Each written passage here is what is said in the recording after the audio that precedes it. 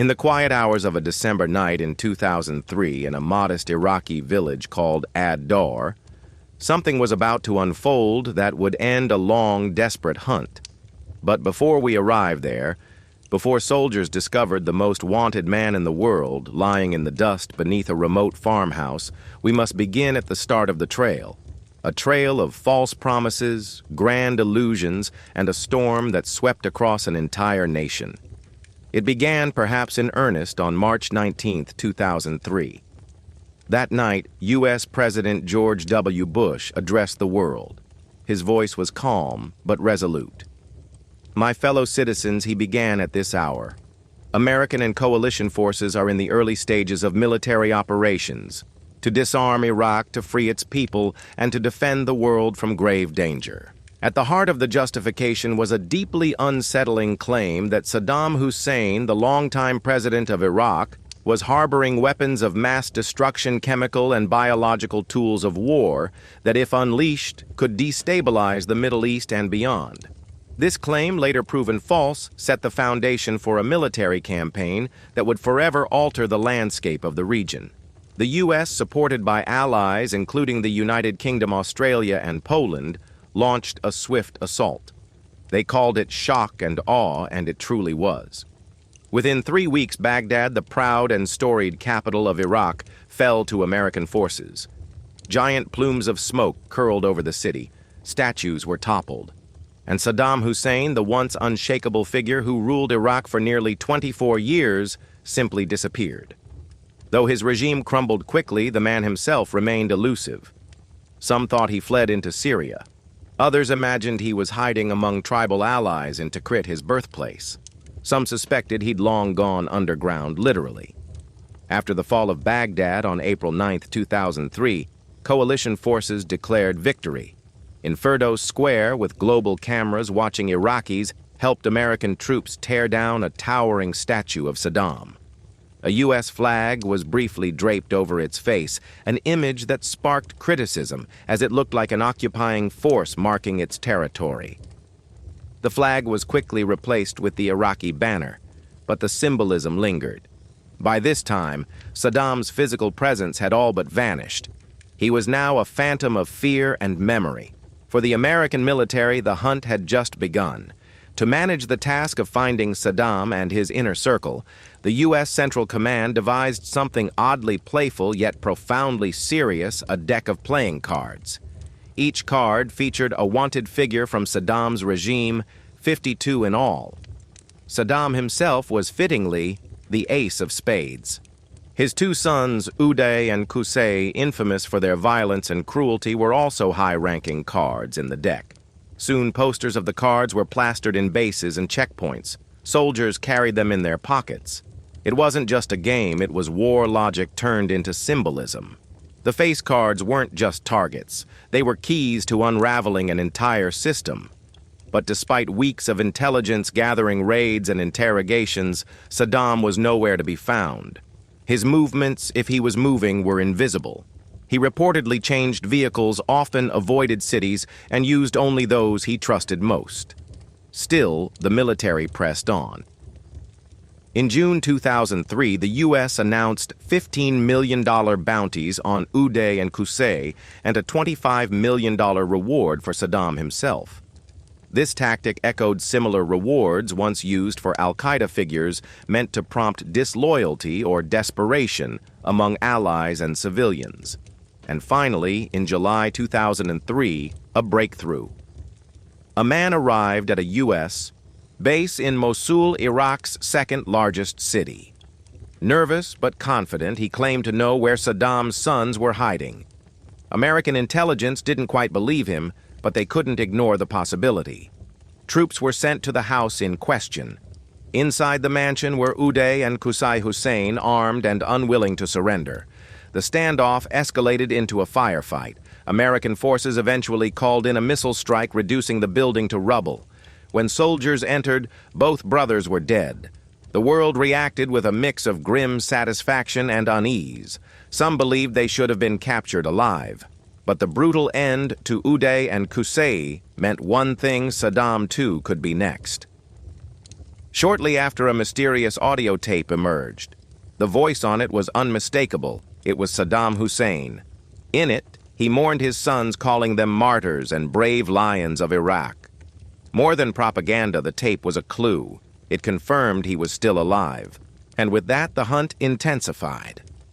The U.S. military paid $30 million to the informant who led them to Uday and Qusay. They even relocated him to the United States. It was a message cooperation would be rewarded. But for every good lead, there were dozens that led nowhere. Night after night, Task Force 20. An elite secretive unit raided buildings, safe houses, farms. Sometimes they found weapons. Other times they found terrified civilians and little else. In the wake of these raids, Iraqis grew weary. Civilians were sometimes caught in crossfire. Entire neighborhoods lived in fear. Anger simmered beneath the surface as Iraq's infrastructure crumbled and a clear post-war plan never fully emerged. Months passed. The decks of cards grew worn. Saddam's trail, it seemed, had gone cold again. But not for one man.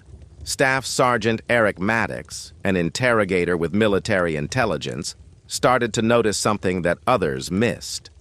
While most teams chased political figures from Saddam's fallen regime, his ministers, generals, governors, Maddox looked elsewhere. He asked himself a quieter question: who was protecting Saddam now? The old power structure was gone. What Saddam needed now was survival. Protection. Maddox suspected that only one group could give it to him: his personal bodyguards, specifically the elite inner circle known as the Hamaya. And Maddox knew where to start Tikrit, Saddam's hometown. Tikrit had already been scoured several times. Nothing of value had been found. But Maddox wasn't looking for weapons or paperwork. He was looking for people and patterns. And he was about to follow a trail of whispers, old loyalties, and a single family name that kept resurfacing: al-Muslit. The al-Muslit clan had long provided Saddam with trusted bodyguards. One name began to appear in several interrogations: Mohammed Ibrahim Omar al-Muslit. He wasn't just a guard. Intelligence suggested he was running the resistance, funding counterattacks, placing lieutenants across the country, possibly even coordinating ambushes on coalition forces. If anyone knew where Saddam was, it was Mohammed. Finding him wouldn't be easy, but Maddox was convinced this was the path. In the subdued heat of late summer 2003, while much of the coalition's energy was being spent scouring deserts, interrogating ministers, and tracking high-ranking Ba'ath Party officials, Staff Sergeant Eric Maddox quietly shifted the course of the entire operation. His insight was simple, yet powerful.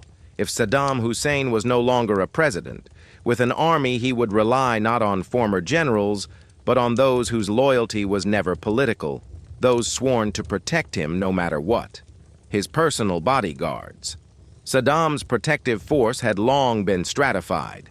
At the bottom were the palace guards, stationary soldiers assigned to specific properties. Above them were the advance teams who secured areas Saddam planned to visit.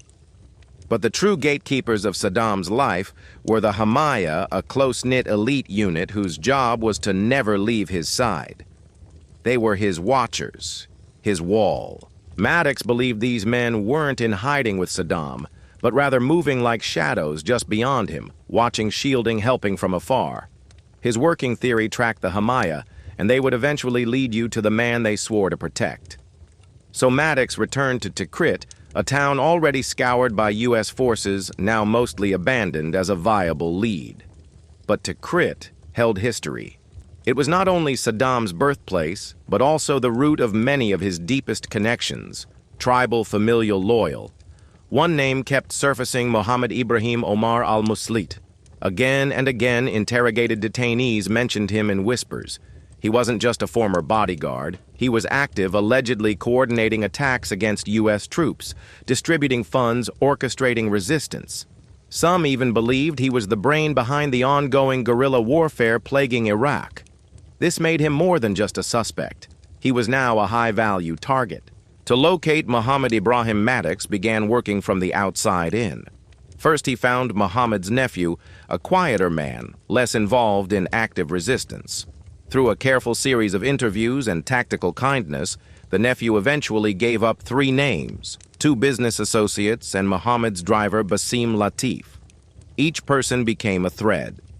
The business partners were questioned gently but thoroughly. They didn't give much but provided hints, snippets of travel patterns of movement, places visited often.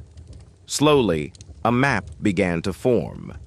From Basim Latif, they learned where Muhammad had traveled, who he met, where he took his meals. But most importantly, they discovered something small and easily overlooked: the name of Muhammad's son, Muslit. Muslit didn't appear to be involved in the resistance. He was young, quiet, and as it turned out, fond of the river. When questioned, he spoke of times he went fishing with his father. They hadn't done so recently, he said, but his father still visited the pond, a quiet little place on the outskirts of Samarra. A simple fishing spot, perhaps. But Maddox remembered something. In a previous interview, a former housekeeper of Saddam Husseen had spoken of Saddam's favorite dish, mazgoof, a grilled carp seasoned with lemon tamarind and salt, an Iraqi delicacy cooked beside the Euphrates for centuries. The former president, she said, adored it, especially fresh. This was the connection. A fishing pond in Samarra. A loyal bodyguard who still returned there. A former president with a love for fish. It wasn't a confession, but to Maddox it was a direction. U.S. forces raided the fish farm in Samarra. They found no sign of Muhammad, but encountered 2 fishermen. One of them, it turned out, was a cousin of a known resistance lieutenant. The fisherman also mentioned an uncle, a man with a house in Baghdad, not far from the Tigris River. The house was ordinary. Just another flat in a city that had been under coalition control for months. Still, it was the only lead, one that on paper sounded absurd. A nephew of a man who once went fishing knows a fisherman whose cousin has an uncle who might be hiding a former bodyguard. But leads are rarely tidy in the fog of war. So they went. American Special Forces descended on the Baghdad apartment. The door was breached, the rooms cleared, and to their astonishment inside was Muhammad Ibrahim Omar al-Muslit. He was caught. Finally. Now came the harder part, getting him to talk. Muhammad Ibrahim was a hard man to break, fiercely loyal, emotionally reserved. But Maddox approached him not with threats, but with assurances. He offered safety for Muhammad and his family. He promised protection from tribal vengeance and an uncertain future. It was a long conversation, but in the end, Muhammad spoke. He told them where Saddam Hussein was hiding. The answer was almost too simple: a small village southeast of Tikrit named Ad-Dawar. Along the Tigris River, between patches of farmland, lay 2 farmhouses, one of which Muhammad claimed held the former dictator. U.S. forces acted fast. By December 13, 2003, the village was surrounded. Troops swept through under cover of darkness, their movements coordinated, silent, thorough. The first farmhouse was searched. Empty. So was the second. Soldiers began to doubt the information. Perhaps Muhammad had misled them. Perhaps Saddam was elsewhere laughing from the mountains. But then Muhammad pointed. There, he said, was another structure. A small hut, barely 2 rooms, nestled among weeds and dry fields. It looked empty. But Muhammad lingered. He did not point to the door. Instead, he walked around the hut and subtly tapped his foot near a pile of dirt and rope. The soldiers understood. They knelt, pulled at the rope. It led to something underground, a trap door carefully concealed beneath foam and soil. Guns were raised. A grenade was nearly readied in case it was booby-trapped. Then, movement. A pair of hands emerged from the darkness. Then a face, a beard, a voice. "My name is Saddam Hussein," the man said. "I am the president of Iraq, and I want to negotiate." It was over. Brigadier General Mark Hertling radioed the message that would soon echo around the world. "Ladies and gentlemen, we got him." In the days that followed, Saddam's image, dusty, disheveled, bearded, was broadcast globally. His hideout was shown to journalists, a cramped underground cell barely the size of a coffin, a tube of crackers, a pistol, some cash, from palaces of marble to a hole in the ground. He underwent a medical exam. A doctor checked his teeth a moment, both oddly clinical and symbolically demeaning. Not for health, but for proof of his capture. A man once feared by millions now having his mouth examined under the eye of a camera. And just like that, the myth unraveled. But the war did not end. Saddam's arrest, though monumental, did not stop the bloodshed. Iraq, now unanchored, unraveled further. Sectarian violence spread. Insurgency continued. The U.S. had no clear exit strategy. But for one night under the stars of Ad-Daur, the chase was over. And in the stillness of that hour, the world watched a page turn. A page that had been decades in the making. After months of silence, a ghost had surfaced. On December 13, 2003, the world awakened to a phrase that would echo through headlines, news broadcasts, and history books. Ladies and gentlemen, we got him. Saddam Hussein, the man who once ruled Iraq with steel and shadow, who adorned city walls and broadcast his face from every corner of the state, had been found cowering beneath a rural hut, tucked in the dust, armed with only a pistol and 2 chocolate bars. The imagery was deliberate, and it was powerful. Within hours of his capture, Coalition Provisional Authority officials allowed journalists to enter the tiny hole. The spider hole, as it would come to be known, was barely 6 feet deep and 8 feet long. It was just wide enough to lie down in, covered by a slab of styrofoam and dirt. Not far from it were a small farm shack, a red and white keffieh, a bottle of water, and bundles of cash. The contrast couldn't have been sharper. This was the same man who once built palaces with gold fixtures, who ruled from velvet thrones whose guards paraded beneath arches of victory he had named after himself. And here he was, silent, frail, sunken-eyed. Immediately, the U.S. military understood the value of optics. Saddam wasn't just a capture. He was a symbol, and symbols carry weight. So they broadcast the moment. Footage of a medical examination was released. A military doctor tugged open Saddam's mouth, shining a light across his teeth. He blinked, visibly aged. The video was intended to humiliate, and it did, but it also did something more subtle. It erased the myth of Saddam, the untouchable tyrant. This was not a man of mythic proportion anymore. He was a fugitive in a hole. But to understand how this once unchallenged figure came to fall so far, we must drift backward into the corridors of his rule. Saddam Hussein was born in 1937 in a village near Tikrit. Orphaned young, raised by an uncle, and shaped by hardship, he climbed the political ladder through the Ba'ath Party, which promoted Arab nationalism and secular governance. In 1968, the party took control of Iraq through a bloodless coup. A decade later, in 1979, Saddam became president, consolidating power through televised purges, secret executions, and crushing any opposition. He was known for cultivating a personality cult. Portraits of Saddam weren't optional. They were mandatory in shops, in schools, on the streets. His voice boomed over radios. His image loomed in classrooms. He was portrayed as a protector, a warrior, a father to the nation. But his reign was also marked by violence, conflict, and control through fear.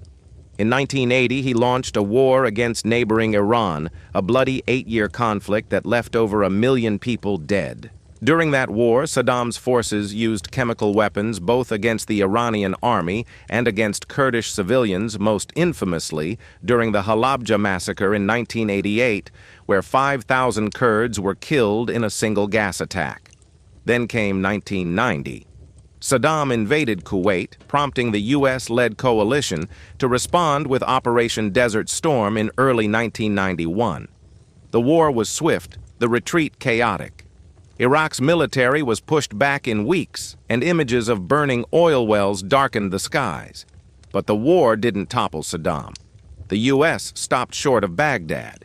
Instead, Saddam turned his wrath inward, brutally crushing uprisings by Shia Muslims in the south and Kurds in the north. By the late 1990s, he ruled a country ravaged by sanctions, surveillance, and silence. Despite the growing hardship, Saddam remained defiant. His palaces still gleamed, his speeches still aired. Inspectors came and went looking for weapons of mass destruction, never finding any definitive proof. Then came 9/11. And though Saddam had no link to the attacks, the United States under President Bush began reshaping its foreign policy around preemptive action. Iraq was framed as a threat, one that might be harboring WMDs, or at least seeking them. And so, in March 2003, war returned. When Baghdad fell, Saddam's regime collapsed swiftly. His ministers either fled or were arrested. His family scattered. His sons continued to resist, but their fate was sealed months later in Mosul when Uday and Qusay were killed in a firefight with U.S. troops. Saddam, however, had vanished. He lived those months like a ghost, moving under cover of night, avoiding phones, living off the land and trusted family networks. He shaved his signature mustache, grew a thick beard, and no longer donned the military uniforms he once wore with pride. He wasn't just hiding from drones or soldiers, he was hiding from the image he had built. Still, even as he remained out of sight, Saddam tried to keep his legend alive. He issued audio tapes broadcast on Arab satellite channels where he urged resistance-praised martyrs and promised that victory was near. His voice was unmistakable, slow, stern, deliberate. But the Iraqis knew better. They had seen the tanks. They had felt the bombings. They were watching their neighborhood splinter into violence, uncertainty, and chaos. By the time he was found, Saddam was not a symbol of resistance. He was a memory, and one the U.S. was eager to erase. After his capture, the U.S. handed Saddam over to Iraqi authorities for trial. It would be a long process, delayed by security issues and procedural complications. But eventually, Saddam was brought before the Iraqi Special Tribunal and charged with crimes against humanity, specifically for the 1982 Dujail massacre, where over 140 Shia villagers were executed after a failed assassination attempt. The trial broadcast across Iraq was as much about justice as it was about closure. Saddam denied the legitimacy of the court, mocked the judges, and refused to recognize its authority. Still, the evidence mounted. Testimonies were given, documents reviewed. By November 2006, the verdict was reached. Saddam Hussein was sentenced to death by hanging. The execution took place on December 30th, 2006, the first day of Eid al-Adha, a sacred Islamic holiday.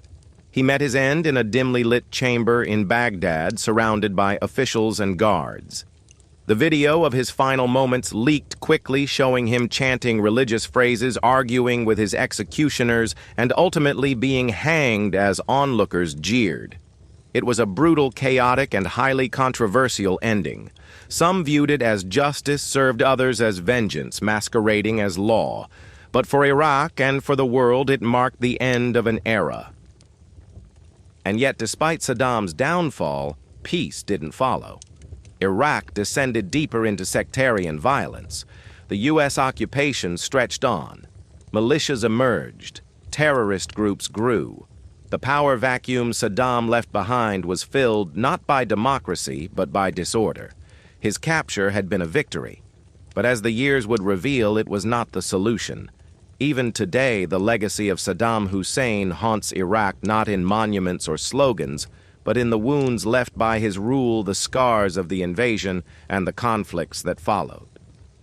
But for a moment, just one on a cold December night in 2003, it seemed like the future might turn a corner. That perhaps the image of a dictator hiding in a hole might be enough to change the course of history, if only it were so simple. Oh, the capture of Saddam Hussein was in some ways less about a man and more about a myth collapsing. In the years leading up to the 2003 invasion, Saddam had carefully constructed a public image, that blurred the lines between man and deity. His face, framed by sunglasses, cigar smoke, or the tip of a rifle, graced every television screen in Iraq.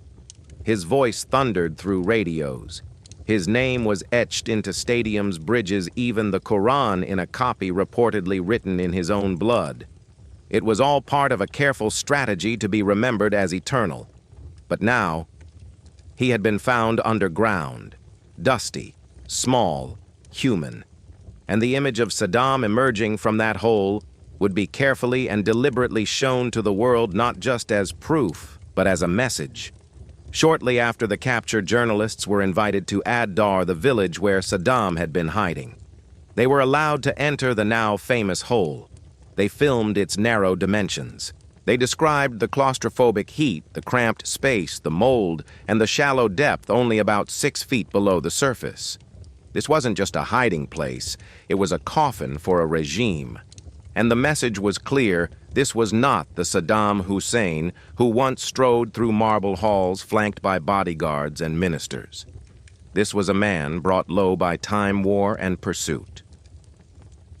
But beyond the propaganda, the story of how the U.S. handled Saddam's arrest reveals something more subtle, a story about power and imagery, about how narratives are shaped, and about how even the most powerful figures are often only as invincible as the stories built around them.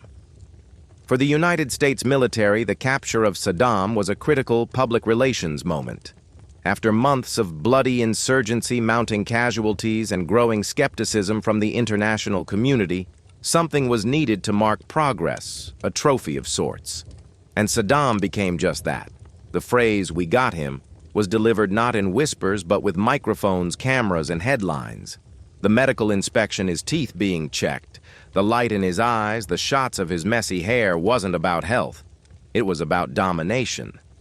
Saddam, once all-seeing, was now being seen, not as a lion, but as a cornered man. His hideout, just a shack and a hole, stood in ironic contrast to his palaces.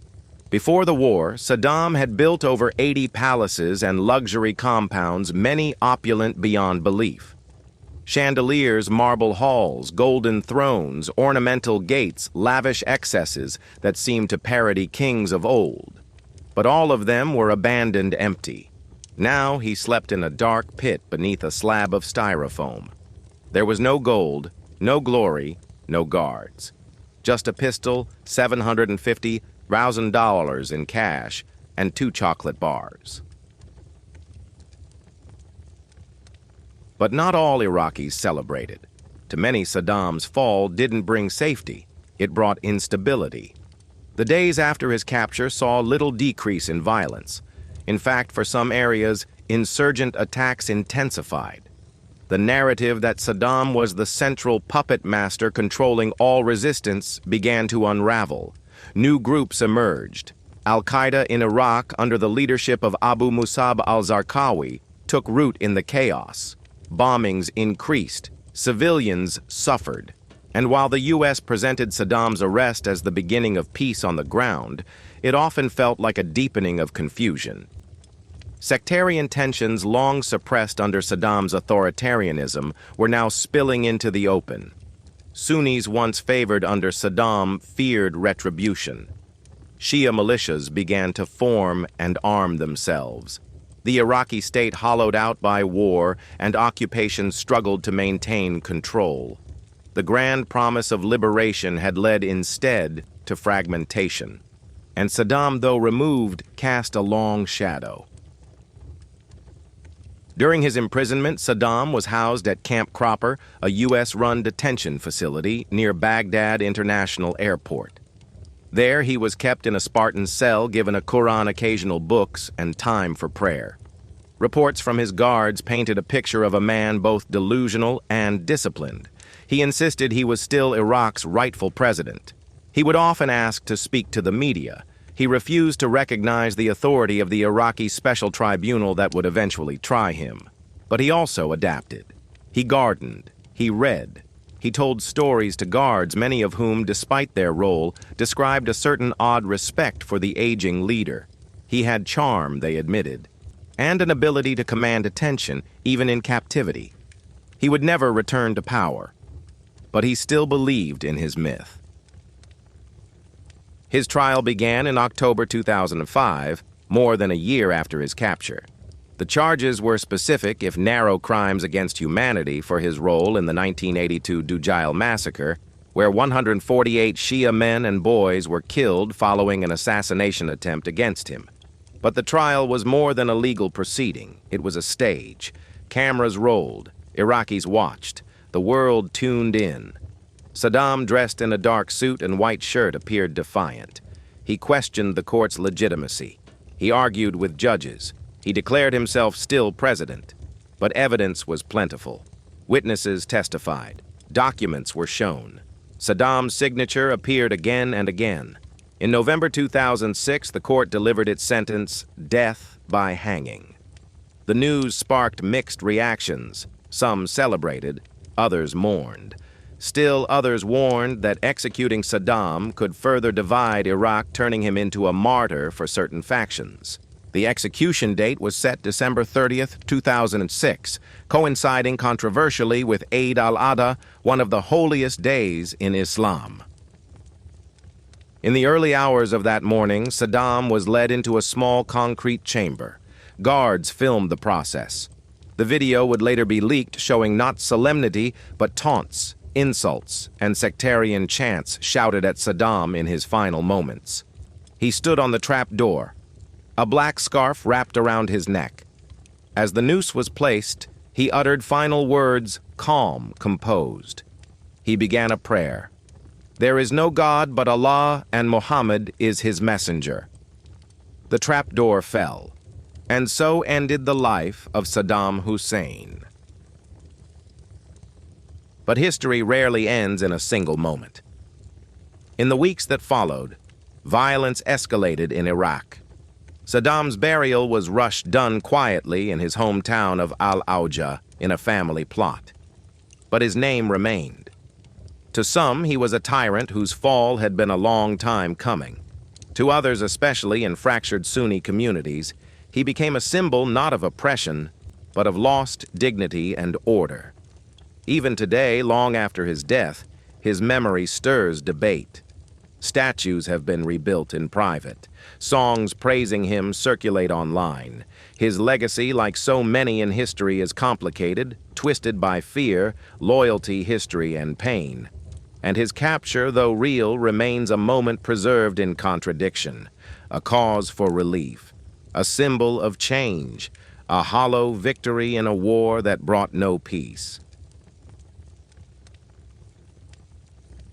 For the United States, Saddam's arrest marked the high point of public approval during the Iraq War. But that approval quickly faded as the occupation dragged on and no weapons of mass destruction were found. The war, based on faulty intelligence, had now become a war of nation-building counterinsurgency and endless redefinition.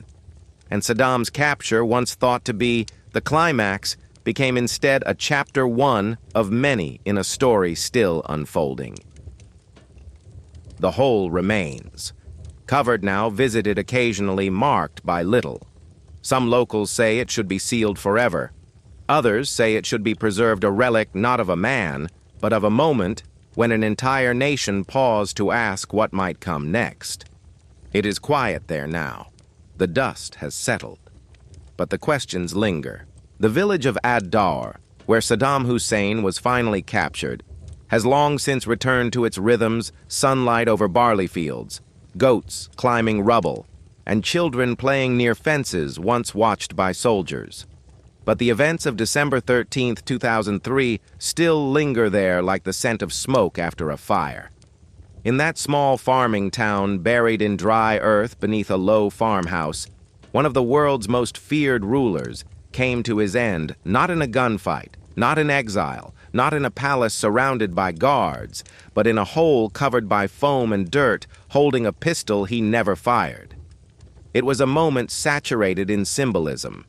A dictator who once marched through marble corridors had become a fugitive hiding like prey.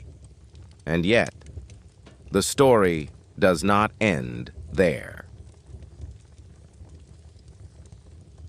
The fall of Saddam Hussein was supposed to be a turning point, a moment after which peace would flourish, democracy would blossom, and Iraq would reclaim its strength.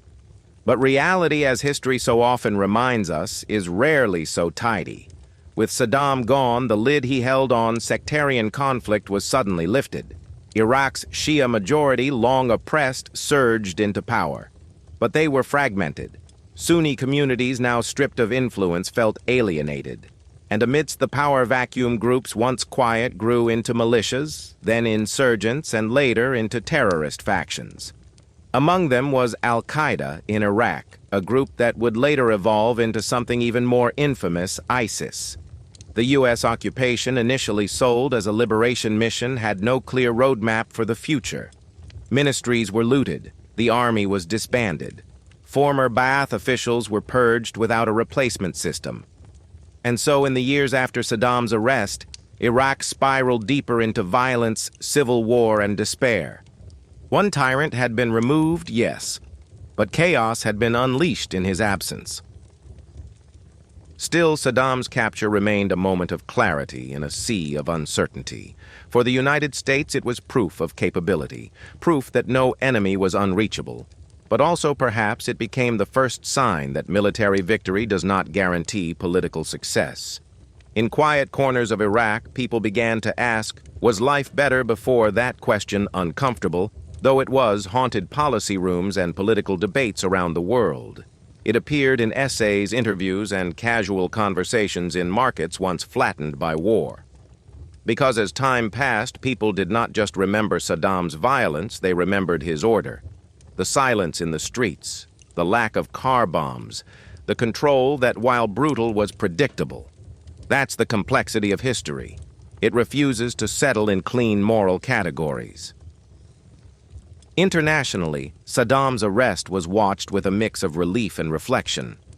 In Europe, newspapers praised the success of the operation, but many questioned the long-term consequences. In the Middle East, reactions were mixed. Some Arab leaders privately celebrated his downfall. Others who had once feared Iraq's power now feared a shattered Iraq even more. In places like Jordan and Egypt, people gathered to watch the trial on small televisions. Some shook their heads in disgust. Others cried. A few cheered. Across the globe, the image of Saddam Hussein in captivity being examined like a prisoner became iconic. It appeared in editorial cartoons. It spawned countless internet memes. For a brief moment, even Wikipedia became a battleground where users photoshopped Saddam into hiding places as part of an ironic game. But behind the memes and the footage was a country bleeding slowly, unsure of what it was becoming. In his final letters, Saddam reportedly told his family to forgive and be strong. He denied wrongdoing until the end. He never admitted guilt, and when he was hanged in late 2006, many Iraqis chose not to celebrate, but to sit in silence, remembering the decades that had shaped them. His body was buried in Al-Auja, his birthplace. Initially, the grave was adorned with flags, images, and Quranic verses. But over time, it became a flashpoint. Some Iraqis saw it as a shrine. Others saw it as an insult. In later years, the building housing his tomb was destroyed during fighting with ISIS. There is now little trace of him. No statues, no broadcasts, no palaces, just memory. So what does Saddam Hussein mean to history now? He was a ruthless leader, undeniably. He gassed his own people. He invaded neighbors. He ruled through fear. But he was also a product of his time, a Cold War pawn at times, supported by the very powers that would later oppose him. He was once backed by the West in his war against Iran, once tolerated as a strategic strongman, and when that utility faded, he became a target. He became the face of a war built on flawed intelligence, rushed policy, and heavy consequences. And yet, from a storytelling point of view, few events in modern times feel so cinematic, so layered. A dictator who once lived in grand palaces with underground bunkers and private zoos now pulled from the ground like a relic blinking against the flashlights declaring, "I am Saddam Hussein, the president of Iraq, and I want to negotiate." It could have been fiction, but it was history. Today, Iraq still carries the wounds of that era. Entire generations have grown up knowing only war, occupation, and division. Many of them never knew Saddam, except in stories told by older relatives or grainy YouTube clips uploaded from old state broadcasts. Some of those stories are terrifying. Others are nostalgic. Most are conflicting. Because dictators once gone do not disappear. They live on in memory, in silence, in questions left unanswered.